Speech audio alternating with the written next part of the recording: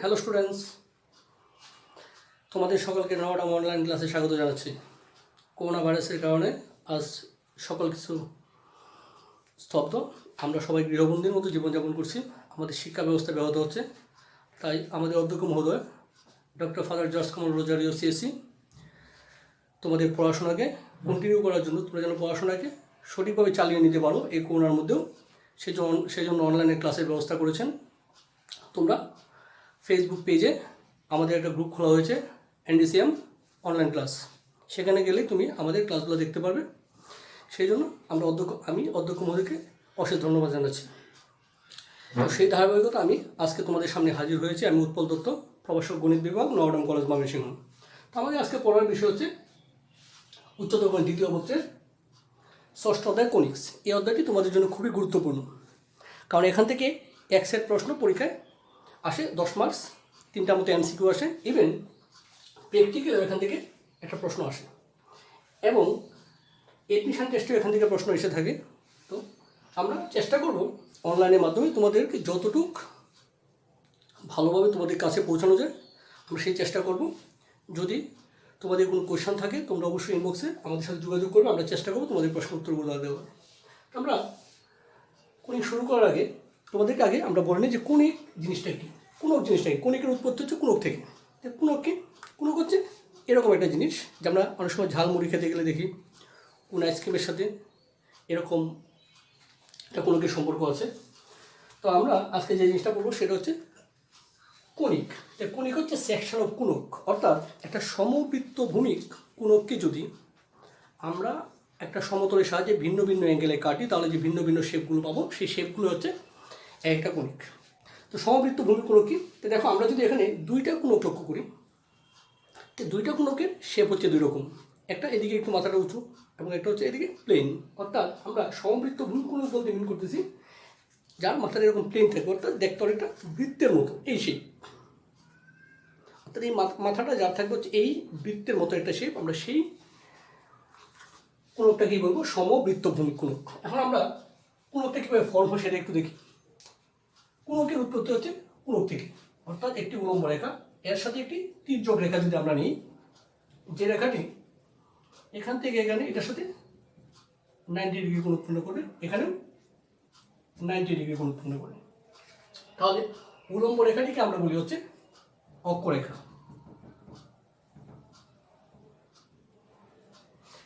তির্যক রেখাটিকে আমরা বলি কারিকা রেখা বা উৎপাদনকারী রেখা বা জেনারেটিং লাইন। আবার একটু লক্ষ্য করো, কি বললাম? কোনকের উৎপত্তি কোণ থেকে, অর্থাৎ আমরা যদি একটি উলম্ব রেখা টানি এবং তার সাথে একটি তির্যক রেখা টানি তাহলে যে কোণ উৎপন্ন হয়, একটি সূক্ষ্ম কোণ উৎপন্ন হয়, সেটাকে আমরা নাম যদি দিই এ। আবারও বলতেছি, যে সূক্ষ্ম কোণ উৎপন্ন হবে সেটি হচ্ছে এ, এবং উলম্ব রেখাটি কালিকা রেখার সাথে যে বিন্দুতে মিলিত হতো বা পরস্পরকে যে বিন্দুতে ছেদ করে সেই বিন্দুটাকে বলা হয় শীর্ষবিন্দু।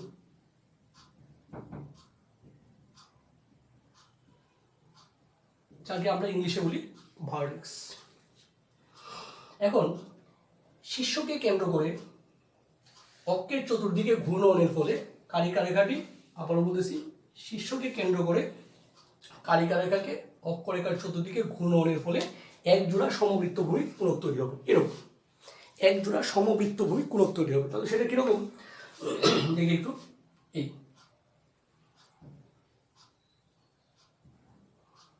এক জোড়া সমবৃত্ত ভূমিক কোণক তৈরি হবে, এখানে এইটা এবং এটা সমান।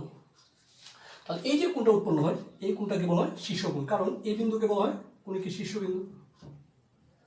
এই বিন্দুটা হচ্ছে শীর্ষবিন্দু, কোণকের শীর্ষবিন্দু। এটা হচ্ছে কোণকের শীর্ষবিন্দু, তাহলে এই কোণটা হচ্ছে কোণকের শীর্ষকোণ। তাহলে এই যে রেখাটি আছে এই রেখাটিকে বলা হয় কালিকা রেখা, এবং এটি হচ্ছে এই অক্ষরেখা। তাহলে এটা হচ্ছে, তাহলে এটা যদি হয় শীর্ষকোণ, তাহলে এখন হচ্ছে তার অর্ধেক, তাহলে এ হচ্ছে অর্ধ শীর্ষকোণ। একে আমরা কি বলবো? অর্ধ শীর্ষকোণ।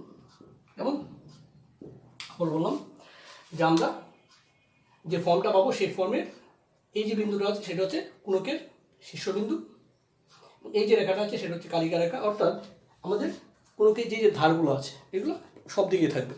তো সেই জন্য আমি আমার লেকচারের শেষে একটা ভিডিও আপলোড করে দিব, 3D ভিডিও, তোমরা দেখতে পাবে কীভাবে কণিক ফর্ম হয়, কীভাবে সেকশনগুলো হচ্ছে, সেগুলো তুমি যদি সেই ভিডিওটা দেখো তাহলে তোমার আরও ক্লিয়ার হয়ে যাবে। এখন আমরা যদি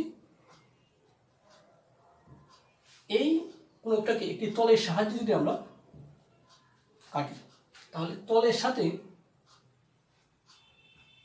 অক্ষ যে কোণ উৎপন্ন করবে সেটি যদি হয় বি, আবারও বললাম যে সমতলের সাথে এটি হচ্ছে একটি সমতল, সমতলের সাথে অক্ষ, এটি হচ্ছে অক্ষ রেখা, সমতলের সাথে অক্ষরেখা যে কোণ উৎপন্ন করবে সেটি যদি হয় বি, তাহলে এ এবং বি এর মধ্যে 3 ধরনের সম্পর্ক তৈরি হতে পারে। কীরকম সম্পর্ক? A equal to b, a less than b, a greater than b. আবার বলি, কালিকা রেখার সাথে অক্ষরেখার উৎপন্ন কোণ যদি হয় এ, সমতলের সাথে অক্ষরেখা উৎপন্ন কোণ যদি হয় বি, তাহলে এ এবং বি এর সাথে 3 ধরনের সম্পর্ক হতে পারে এ বড়, এ ছোট, এ বি এর সমান। তো এই 3 ধরনের শর্ত অনুযায়ী আমরা কোণকে 3 ধরনের শেপ পেয়ে থাকি। যদি সমান হয় তাহলে আমরা যে শেপটা পাই সেটা হচ্ছে পরাবৃত্ত, সেই শেপটা হচ্ছে পরাবৃত্তের শেপ। যদি এ লেস দেন বি হয় তাহলে যে আমরা শেপটা পাই সেটা হচ্ছে উপবৃত্তের শেপ, আর এ গ্রেটার দেন বি হলে আমরা যে শেপটা পাই সেটা হচ্ছে দ্বিবৃত্তের শেপ। এবং আমাদের কণিকে এই 3টা জিনিস অন্তর্ভুক্ত, পরাবৃত্ত, উপবৃত্ত এবং অধিবৃত্ত। ইভেন আমরা উপবৃত্তের এই শর্তটা অ্যাপ্লাই করে বিশেষ ক্ষেত্রে আমরা বৃত্ত ফর্ম করতে পারি। এরকম, অর্থাৎ এ কোণের পরিমাণ হবে বি থেকে ছোট, যেখানে বি কোণের পরিমাণ হবে 90 ডিগ্রি, সেই ক্ষেত্রে উপবৃত্তটা বৃত্তে পরিণত হয়ে যাবে। সেই জন্য আমরা বলি circle is a special type of ellipse. কি বললাম? বৃত্ত হচ্ছে উপবৃত্তের একটি বিশেষ অবস্থা। আবার এই 3টা শর্ত ব্যবহার করে আমরা যদি সমতলকে তার শীর্ষ দিয়ে গমন করি, কি বললাম? এই 3টা শর্ত ব্যবহার করে আমরা যদি সমতলকে শীর্ষবিন্দু দিয়ে গমন করাই তাহলে আমরা আরও 3 রকমের শেপ পেয়ে থাকি। কি কি? সেটা হচ্ছে এক জোড়া সরলরেখা,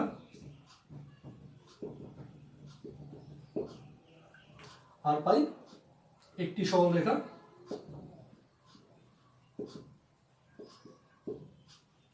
এবং একটি বিন্দু।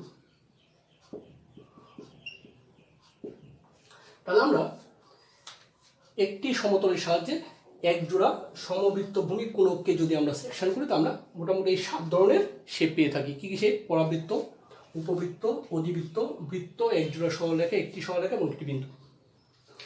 এটাতে যদি কারো কোনো কনফিউশন থাকে তাহলে আমি যে ভিডিওটা আপলোড করে দিব তোমরা সেই ভিডিওটা দেখে নিবে, অথবা অনার্স ফার্স্ট ইয়ারের আব্দুর রহমান স্যারের বইয়ের কনিক্সে গিয়ে কনিক্স সেকশনের অংশটুকু পড়ে নিলে তোমরা দেখতে পাবা এখানে একটি সরলরেখা এবং একটি বিন্দুর কথাও বলা আছে। যদি আমাদের ইন্টারমিডিয়েট লেভেলে এই 5টা জিনিসের কথা উল্লেখ আছে। কি কি? পরাবৃত্ত, উপবৃত্ত, অধিবৃত্ত, এক জোড়া সরলরেখা। সেই জন্য আমি 5টা জিনিস নিয়ে কথা বলবো।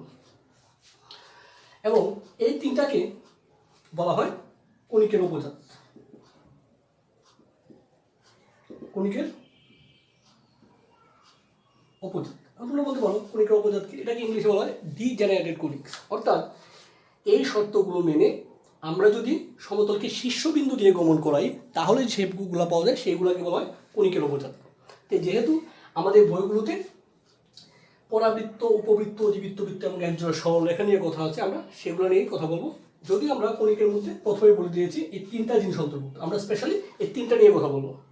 আর বৃত্তটা তোমাদের ফার্স্ট ইয়ারে বৃত্ত আলাদা চ্যাপ্টার আছে, যখন আমরা বৃত্ত পড়াবো তখন আমরা বৃত্ত নিয়ে কথা বলবো। কেমন? ওকে ভাই, তাহলে আমরা দেখি শেপগুলো কেমন হতে পারে। অর্থাৎ পরাবৃত্তের শেপটা কীরকম, উপবৃত্তের শেপটা কীরকম, অধিবৃত্তের শেপটা কীরকম হয়, বৃত্তের শেপ কীরকম হয়, এক জোড়া সরলরেখা কীরকম করে হয়, একটি সরলরেখা কেমন হয় এবং একটি বিন্দু কীভাবে হয়। কেমন? আমি দেখিয়ে দিচ্ছি।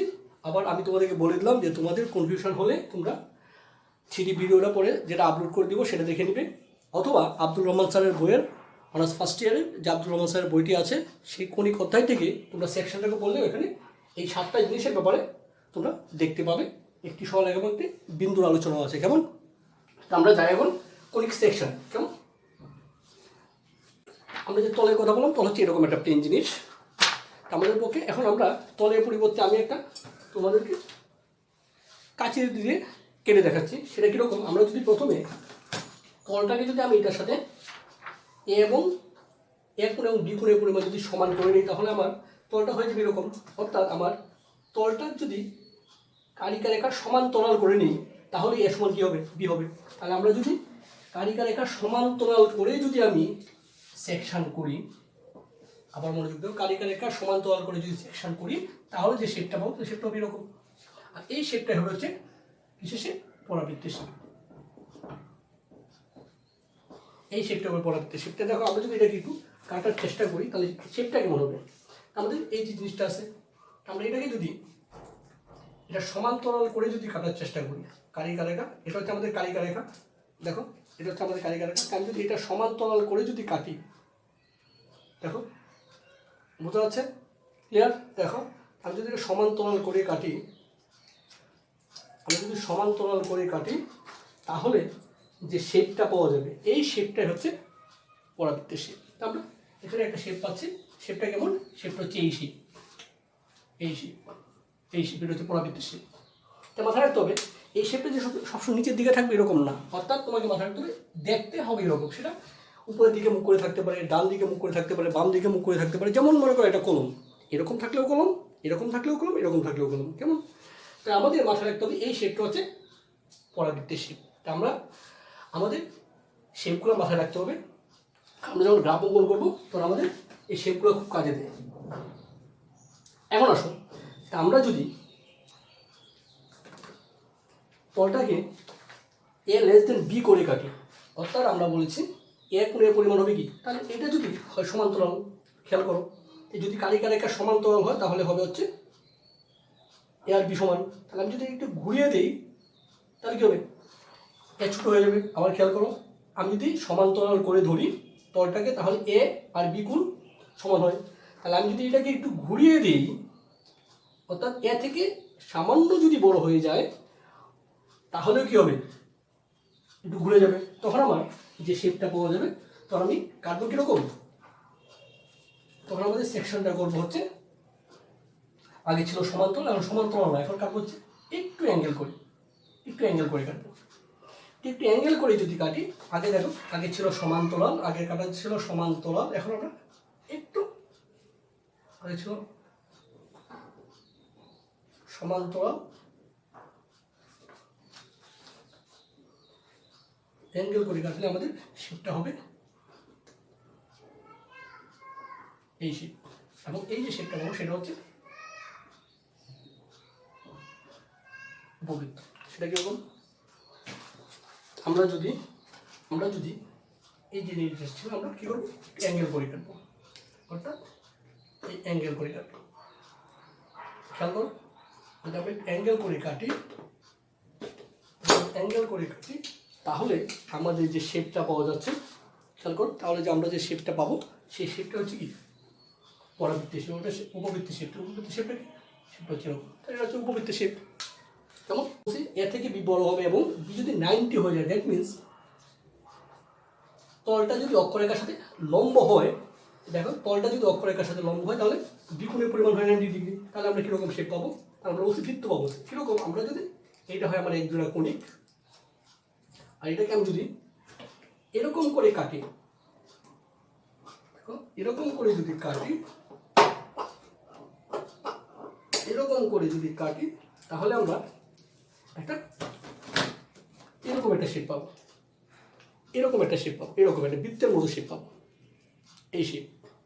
তখন আমরা পাবো কি? বৃত্তটা। আমরা যদি অক্ষের সাথে লম্ব করে কাটি, তাহলে কি পাবো? তাহলে পাবো হচ্ছে, তো এটা শেপ সবাই জানে এটা শেপ কীরকম। তাহলে নিশ্চয়ই কি এই দিয়ে ঘোরালে কি এ বড় হবে, আর এ বড় হওয়া মানে আমার দুটো কোণকে কি একসাথে কেটে ফেলতে হবে। আমি যদি এই দুইটা কোণকে যদি আমরা এট এ টাইম কেটে ফেলি, তাহলে দুইটা কোণকে যদি আমরা এট এ টাইম কেটে ফেলি, তাহলে এইদিকে একটা শেপ পাওয়া যাবে, এইদিকে একটা শেপ পাওয়া যাবে, এবং দুইটাকে একসাথে বলা হবে, অর্থাৎ এইরকম এবং এরকম যে শেপ পাওয়া যাবে এই দুটাকে একসাথে বলা হবে, দুটাকে একসাথে বলা হবে কি অধিবৃত্ত। কথা ক্লিয়ার? তাহলে দেখো আমরা কিভাবে পেতে পারি, আমরা যদি কেটে দেখাই শেপটা কেমন হবে। অর্থাৎ এখন আমরা বলেছি আমাদের এই ছিল, তাহলে আমরা করবো কি দুটা কোণকে একসাথে কাটবো। দুইটাকে যদি আমরা একসাথে কাটি তাহলে দেখো শেপটা কেমন হবে।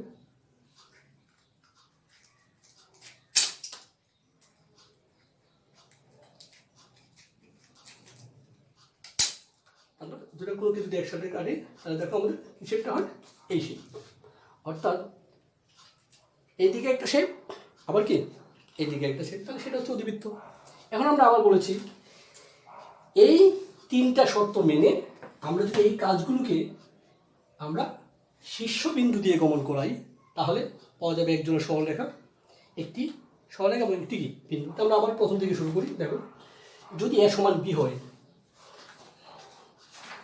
যদি এ সমান বি হয় তাহলে আমার এই ছিল, যেটাকে আমি যদি শীর্ষ দিয়ে পাস করাই, শীর্ষ দিয়ে পাস করালে আমি এই রেখাটা শুধু পাবো, এই রেখাটা পাবো শীর্ষ দিয়ে পাস করালে। কোন রেখাটা? তখন পাওয়া যাবে হচ্ছে একটি সরলরেখা,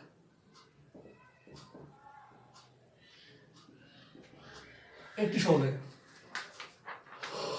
যদি আমি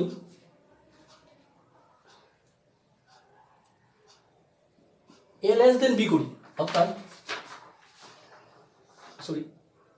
এ লেস দেন বি, অর্থাৎ বি কোণের পরিমাণ যদি বড় হয়, অর্থাৎ সমতলটা যদি বড় কোণ উৎপন্ন করে, তাহলে আমরা যদি শীর্ষ দিয়ে পাস করি তাহলে আমরা পাবো একটা, তাহলে আমরা পাবো একটা বিন্দু। অর্থাৎ আমাদের যে শীর্ষবিন্দুটা ছিল আমরা সেটাই পাবো। আবার আমরা যদি এক একটা দিন যদি বি করি, অর্থাৎ আমরা যদি দুইটাকে একসাথে কাটি, কারণ আমরা জানি এ যদি বি থেকে বড় হয় তাহলে কি করবে, দুইটা কোণকে একসাথে কাটবে। তো আমরা দুইটা কোণকে যদি একসাথে কাটি এবং আমরা যদি সেটাই কি করি, আমাদের শীর্ষবিন্দু দিয়ে গমন করাই। আবার বলতেছি যদি এ গ্রেটার দেন বি হয় তাহলে দুইটা কোণকে একসাথে কাটবো, কেমন? আর সেটা যদি আমরা শীর্ষবিন্দু দিয়ে গমন করাই তাহলে আমরা কি পাবো, আমরা যদি এটাকে এরকম করে যদি শীর্ষবিন্দু দিয়ে গমন করাই এই রেখা এবং এই রেখা পাবো, এই দুটা রেখা পাবো। এটা দুটাকে আমরা বলতেছি একসাথে এক জোড়া সরলরেখা, কেমন? এবং তো আজকে পর্যন্তই, সবাইকে ধন্যবাদ। এবং আমার লেকচারের সাথে আমি একটা ভিডিও অ্যাড করে দিয়েছি, তোমরা ভিডিওটা চালিয়ে দেখে নিতে পারো। ওকে, ধন্যবাদ সবাইকে। Conic sections. When a straight line intersects a vertical line at a fixed point and rotates about that fixed point, the surface obtained distance. If a plane intersects a double right circular cone, we get two-dimensional curves of different types. These curves are called conic sections.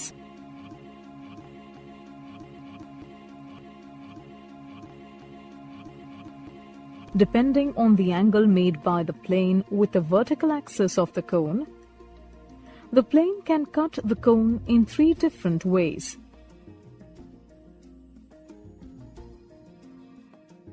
Ellipse.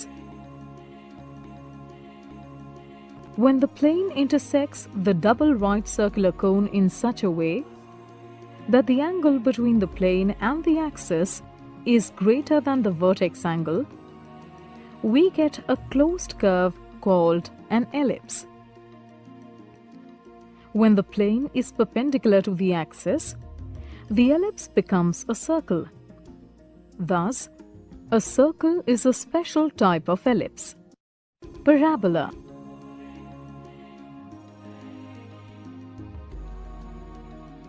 When the angle made by the plane to the vertical axis is exactly equal to the vertex angle, we get an open curve called a parabola at the intersecting surface of the cone.